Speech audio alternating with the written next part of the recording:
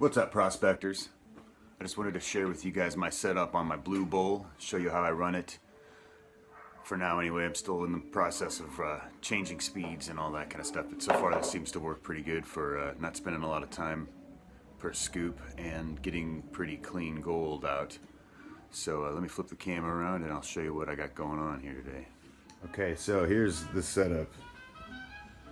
I'm going to set the camera up here and point out a few things and talk about them. So first off, we got, well, this is just handy to have, good old turkey baster. You can get into cracks and crevices out in the field with this thing too. Matter of fact, I've taken off this and just used the bulb. Sometimes you can squeeze it into odd shapes, suck all the gravel out, and then pour that in your pan. Anyway, I use this at home as well for pushing the material to the outside of the bowl. Keep that all right here. So anyway, we got the frame here, which is just made out of punched angle zinc, I think is what it's called at the department store. Same stuff you use on the garage door assembly, what hangs your garage door opener and whatnot.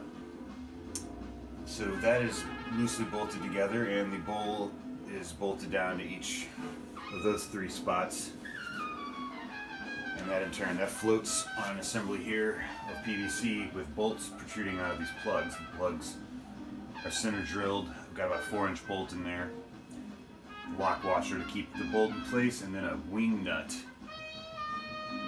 here with a plastic washer above it so that I can adjust each angle, set my level across there like so. Boom, and I can swivel it around and see that it's level in all directions, because I just did that. So yeah, we're level right now. Easily adjusted 4 posts. Now this assembly could actually be used out in the field too for a gold cube. I've reconfigured this before, set up a sluice underneath of it. So anyway, I'm just gonna go ahead and grab the camera here. So yeah, that's what I was talking about, the wing nuts on each side. And the bolt, and these are all just 1-inch sections of PVC that I've actually cut. Or, I'm sorry, 1 foot. 1 foot sections of 3/4-inch PVC. And this, I actually drilled holes into the frame of this tub so that this assembles through the sidewalls of the tub. So that really locks the thing down in place, and you see why it was important here in the garage. So the finishing sluice set up underneath, and that just hangs there right below the bowl, and it swivels on this piece of all thread that's just loosely pushed through there. And then I can adjust the angle with this stopper here. I made another piece of all thread, and that what that does. So this is just rests on there, but I can adjust the length of that to adjust the sluice angle. And that's just assembled with another wing nut here. You can barely see the tip of it on each side. So what I did was just cut slots in this piece of PVC and in the T housing here, deep enough to accommodate the wing nut, and then when you assemble it together, it locks that wing nut in place. So then the all thread can go through there, and then I just put a couple set of washer in there that's big enough to not go all the way through, but small enough to, you know, fit inside of it, and then accommodate your all thread just to keep it kind of lined up so it's not wobbling in the pipe housing. And then this is an afterthought. I just snapped together a piece here that holds the hose just loosely through there. Just keeps the weight of the hose from bearing down on this plastic piece here. As you can see, I've upgraded the silcock. This is a lot more adjustment, a lot quicker adjustment, a lot finer adjustment. Anyway, very nice. In my opinion, it's a huge upgrade from what comes with in the kit. As you can see here, I put a little slick plate in there. The water comes out of the bowl, hits the slick plate, and then runs over the V matting, which is loose in there, I can pull that out. That's what I'm going to do. I'm going to pull it out and put it in the bowl. There's a couple specks still in there. I don't know if you can see it or not. It's the glare from the lights. Just a couple specks. A lot of what's showing up on camera is dust on the surface of the water.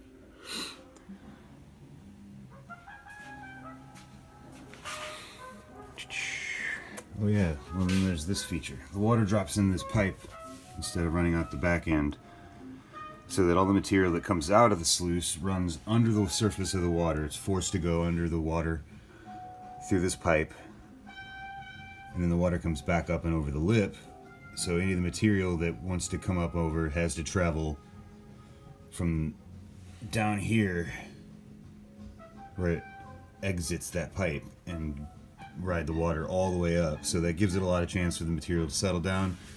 After running quite a bit, you can see there's nothing in my my second pan there. Nothing at all really. So my pump basin water is completely clean. That traps it.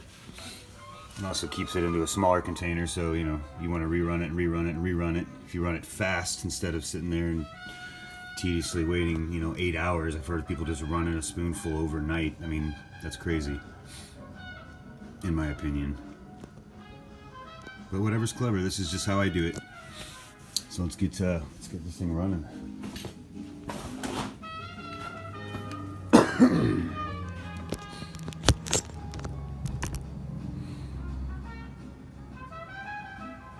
I'm getting ready to run some new material that I just got the other day, so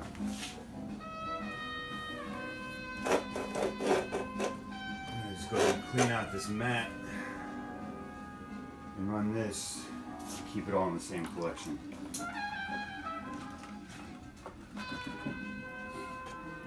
Another reason I like my handy dandy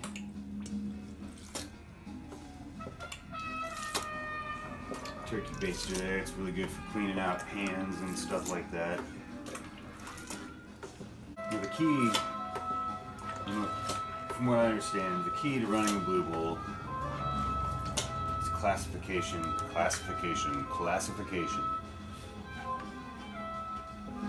It's crucial to get every particle in here of the same size. And the reason that is, if you don't understand the principle behind it, gold is heavier than black sand, slightly, right?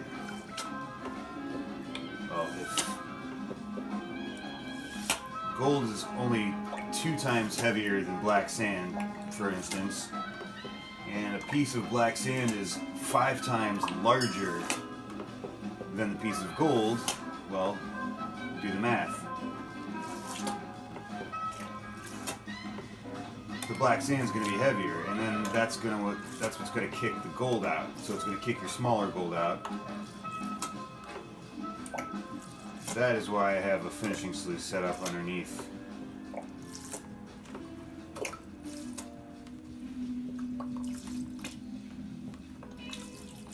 Man, this stuff is sticking in there. I'm going to go ahead and get a brush out.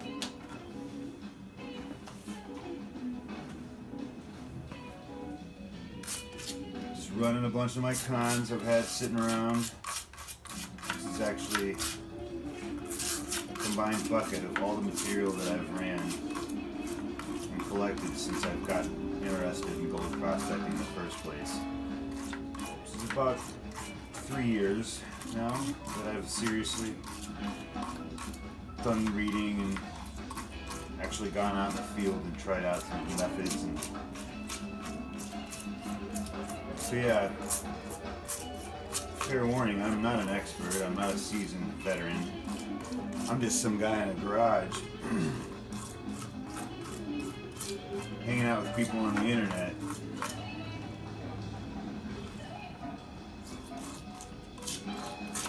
And hopefully sharing some knowledge that will be useful. I see a lot of videos out there about the blue bowl, people run it differently. I couldn't stand the legs that came with it. Maybe it's a little overkill or OCD, however you want to say it.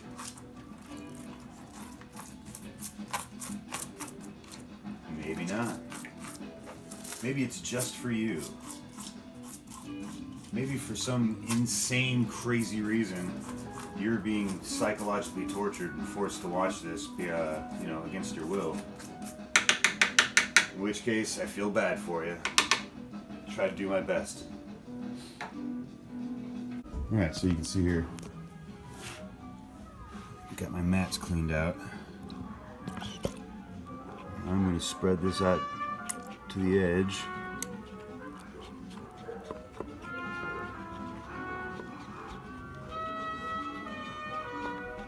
The bowl, get all the material out on the edge.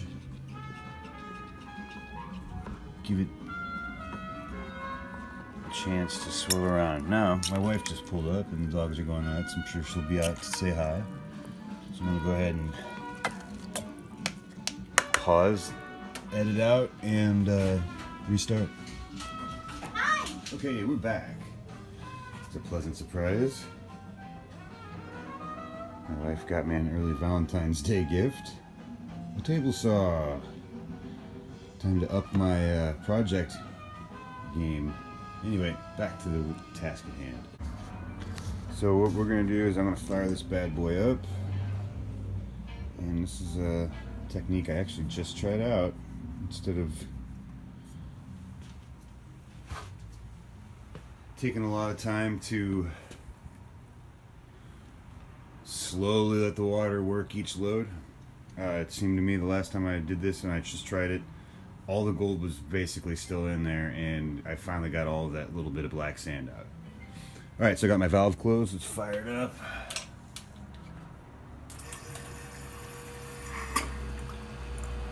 Well, what I'm actually going to do this time, this may seem counterintuitive, but I got this V-mat under there to tell us what's going on. Instead of letting the water slowly rise up and then do its thing, let's get this camera over the top so you can see what's going on.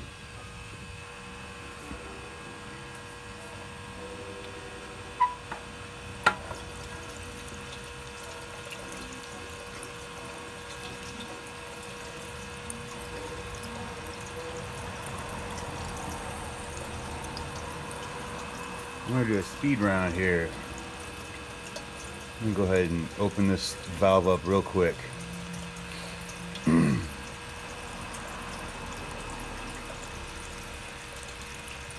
Way more than I could run it. At this speed, once it was full, it would run over the edge, and it will if you let it keep going. As it rises, then I'm going to get a quick adjustment down.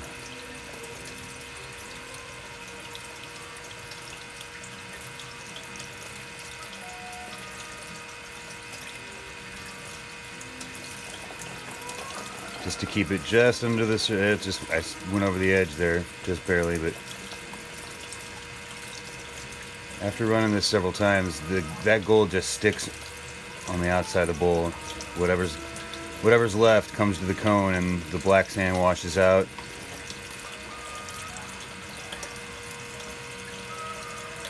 I'm running just a little over the rim on one corner there.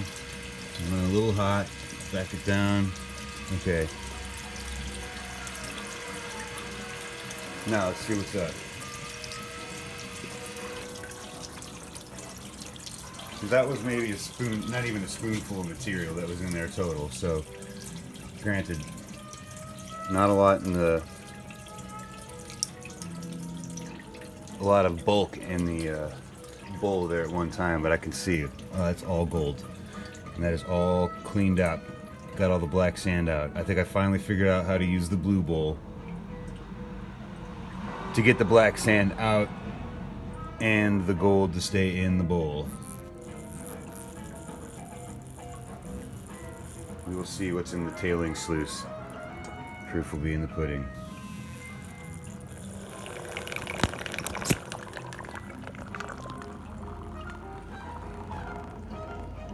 I see a little bit of fine black in there at the base of the cone, which could be removed if I let it run longer maybe, but that seems all like fine gold. And then as you can see, a lot of the bigger specks, and They are specks. But even the specks stick to the outside of the bowl when the water's running all the way at full speed. Let's take a look in here.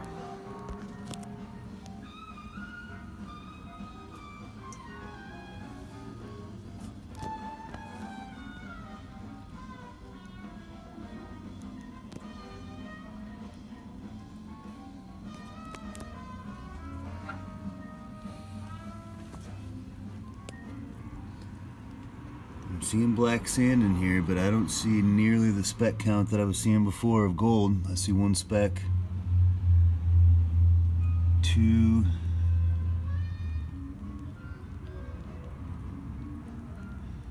wow, yeah, there's a lot less specks in here. Three maybe. So at that rate I captured all that gold out of the VMAP that I had already captured from running previously, and most of those runs were running it slow and then eventually building it up to speed. But with this upgraded valve here, man, I could really jack that water flow up real quick, and it quickly stratifies all that sand, pulls it up, and well, you can just keep testing. You can pull out your matting and then pull out your little tub there and rerun it, see what you're blowing out. But man, this seems to work really well so far. Anyway, I hope this helps or was enjoyable, or you're not actually being tortured by having to watch my video randomly. Happy prospecting, everybody.